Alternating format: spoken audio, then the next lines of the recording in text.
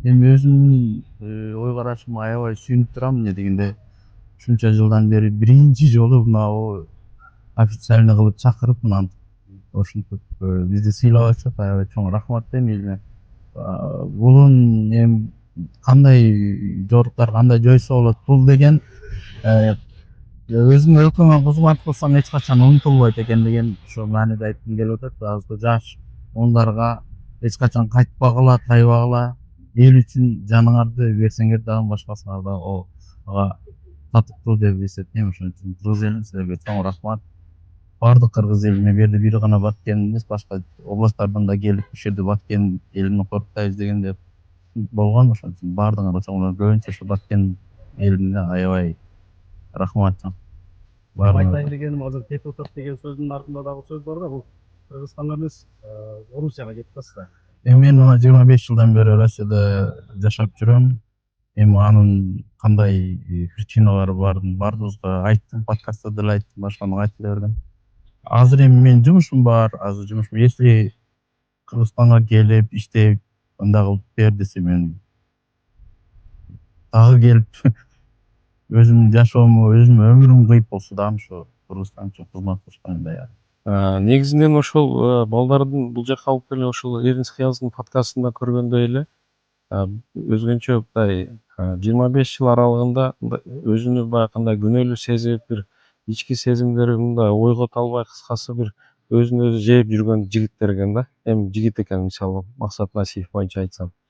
Анан эми мисалы бардык нерсе акыйкат чыгыш керек да. Анан эртеби кечпи бул чыгыш керек. Ошону мен ойлоп терең көпчүлүк менен макулдашып, өткөндө өзүңүздөр көрдүңүздөр, Москвага болгон иш сапарда ыраазычылыкты билдирдим. Анан ошол эле учурда Кыргызстанга алып келип, бир жакшы сый кылып, конок кылып тосуп коем деген план болчу эле. Ошол планда Эрнст Хияз өзү дагы тиги биздин Өмүрбек агабыз дагы чогуу болчу. Бирок тилекке каршы Эрнст Хияз жумуштарга байланыштуу келе албай калды. Бирок эки жигит келди. Барды ал жерде ошол Баткен согушунда катышкан каармандар менен жолугушту, өздөрүнүн башынан өткөн окуяларын айтышты. Мындайча айтканда өзгөчө бир жакшы кайрадан жашарып алды деп мен толук кандуу ишендирип кете алам. Анан ошол эле учурда мисалы мен бул ишти эмне үчүн кылдым? Себеп дегенде адамдын иши кандай учурда болбосун бааланыш керек. Акыйкаттуулук, чындык чыгыш керек. Мен ушул эле учурдан пайдаланып жетекчиликтерге да ыраазычылык билдирем. Ошол Баткен район администрациясынын жетекчиси, президенттин Баткен облустагы өкүлү, ошол биздин Баткен согушунда өзгөчө салымын кошкон кыргакы кишилерибизге ыраазычылыгын билдирип, өздөрүнүн 90 жылдык юбилейлик медалын беришти. Ошондой эле мына Баткен облусунун 25 жылдык медалын беришти.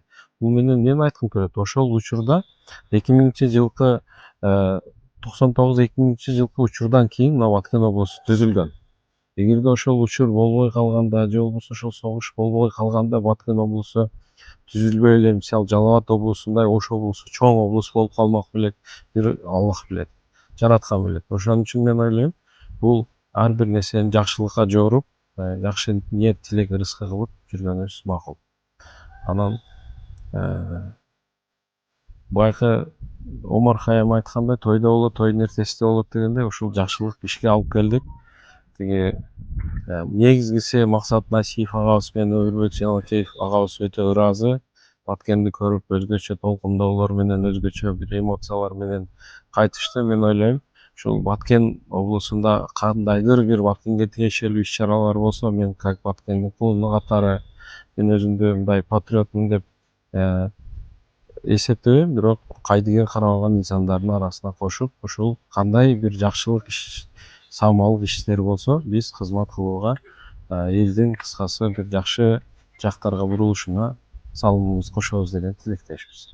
Рахмат. Ошо Баткен согушунда булар туткунга түшүп, бир топ кыйынчылыктарды көрүп, бирок ошол учурда дагы жанагы мекенин сатып кетпей, элин сатып кетпей, ушул жерде чыдап келди да. Эми Кыргызстан үчүн бул жарандар канчалык орду бар, бирок Баткен үчүн башкача болсо керек. Өзүңүздөр көрдүңүздөр да, мисалы ошол учурда тиги берки Өмүрбек Жанакеевдин өзүбүздүн эле аскерлер атышып кетип атканда өзү көрдүңүздөр, мына роликтерде да көрдүңүздөр, баягындай эмесин алып чыгып туруп, көйнөгүн чечип, бул жерде өзүбүздүкүлөр атпагыла депчи, эми ошол жерде дагы өзүнүн ролун аткарган. Мүмкүн аны кылбаганда мүмкүн биз өзүбүздү атып кырылышып калмакпыз. Эми баардык нерсе жараткан билет. Анан эми Максат Насиевди да көрдүңүздөр, ошол сен кетип кал деген жерден жок, мен кетпейм, тиги генералды кайтарышым керек деп өзгөчө мындай милдеттенме алгандыгы үчүн, патриоттуулугу үчүн ошол ишке барды. Эми мындай адамдар азыркы учурда мен ойлойм аз эле болсо керек.